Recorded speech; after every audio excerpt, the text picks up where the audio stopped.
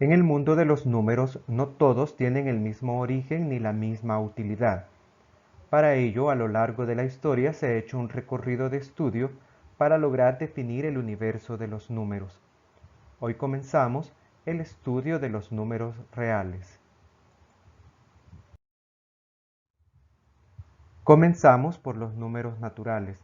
Estos números llevan ese nombre porque son aquellos que nos permiten realizar un conteo de forma natural. Son los que usamos para contar de forma cotidiana una cantidad de cosas. Cuando realizamos operaciones como la multiplicación y la suma entre números naturales, el resultado evidente siempre será otro número natural. Pero surge un problema al efectuar operaciones como la resta o la división, pues el resultado no es un número natural.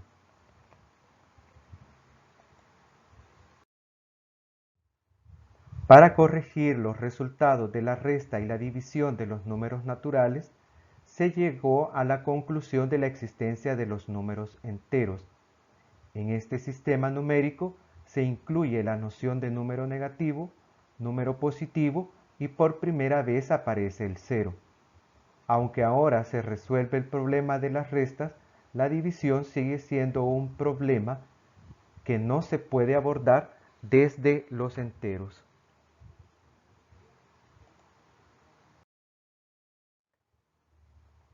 Aparece entonces la noción de números racionales. Con este sistema de numeración logramos al fin explicar aquellos números que pueden ser representados por la división o razón entre dos números. Eso sí, siempre y cuando el denominador o divisor sea distinto de cero.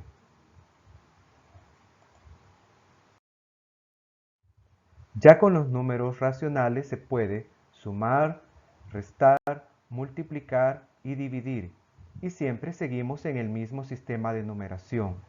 A esta propiedad se le llama propiedad de cierre, y se decide nombrar como irracionales a todos aquellos números que no estén comprendidos en el conjunto racional.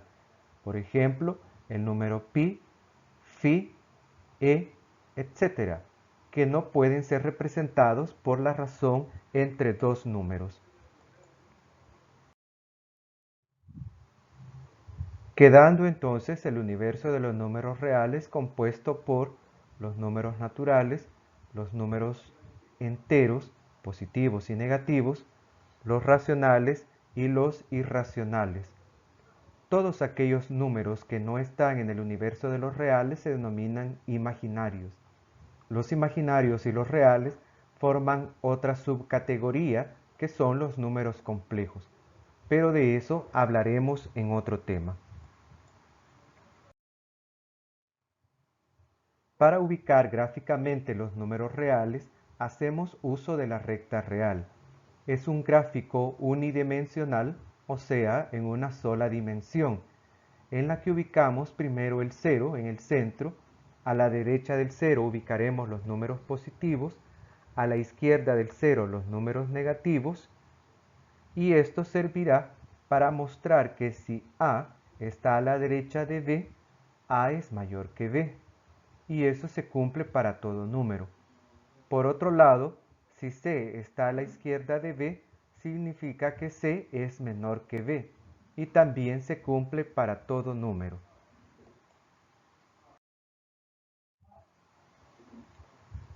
Los números reales, como ya mencionamos anteriormente, cumplen con una primera propiedad que es la propiedad de cierre, lo que significa que al operar entre números reales, el resultado siempre será un número real. Pero los números reales cumplen con otras propiedades que son conmutativa, asociativa y distributiva, las cuales explicaremos a continuación.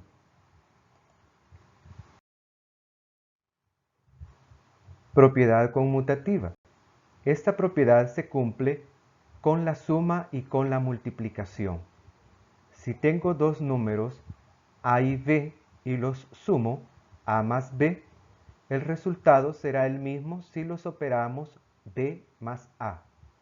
Si esos dos números a y b los multiplico A por B, obtengo como resultado el mismo que si multiplico B por A. Esto nos lleva a decir que el orden de los sumandos o multiplicandos no altera el resultado, sea este suma o multiplicación. La propiedad asociativa, al igual que la conmutativa, se utiliza para la multiplicación y para la suma. Si tengo tres números, A, B y C, y efectúo la operación suma A más B y al resultado le sumo C, será exactamente lo mismo si sumo B más C y al resultado le sumo A. De la misma manera, si multiplico A por B y al resultado le multiplico C, obtendré el mismo resultado si opero C por B y a ese resultado le multiplico A.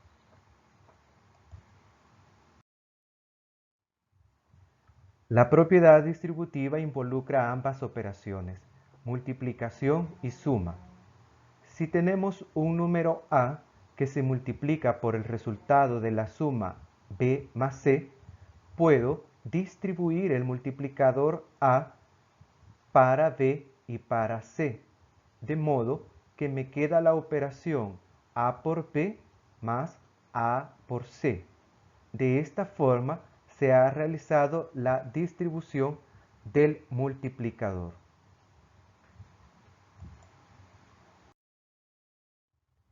Finalizamos este tema introductorio haciendo mención de los elementos neutros. Para la suma el elemento neutro es el 0. Eso significa que no importa cuántos números 0 le sumemos a otro número, ese segundo número se mantiene inalterable. De ahí que se conozca como elemento neutro de la suma. Para la multiplicación se define como elemento neutro el número 1. No importará cuántas veces multipliquemos un número cualquiera por 1, el resultado no se modifica.